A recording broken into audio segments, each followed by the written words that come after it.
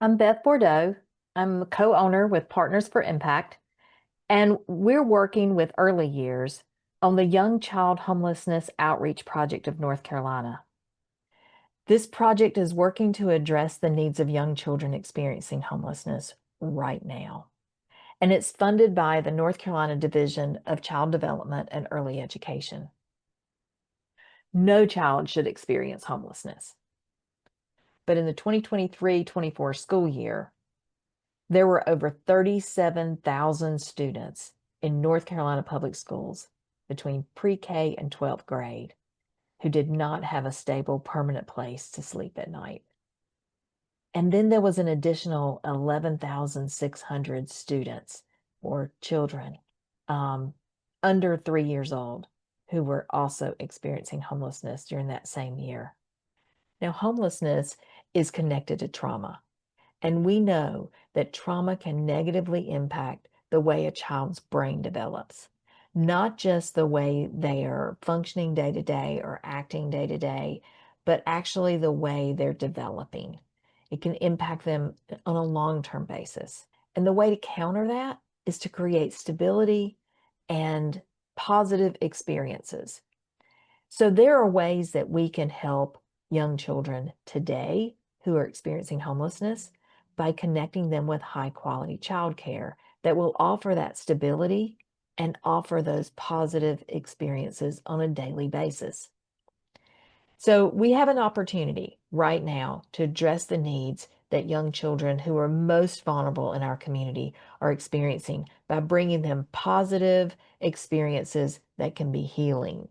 The Young Child Homeless Outreach Project is focusing on increasing the opportunity for young children birth to 12 years old to access high quality childcare. We have two ways that we're doing this. First is in local communities across North Carolina. We're working with family service organizations, and that may be a family resource center, it may be a community action agency, it may be a food pantry, any organization that is directly connecting with families on a regular basis who may be experiencing homelessness, whether they identify as that or not.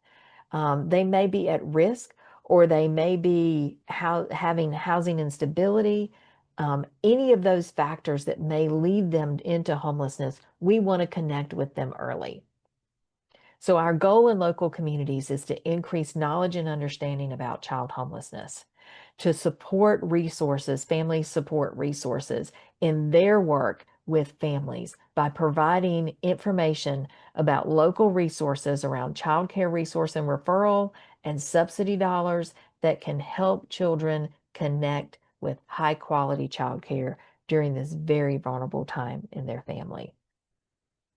Now, the second way that this project is addressing the needs of young children is through a statewide outreach of information through the Young Child Homelessness Journal of North Carolina.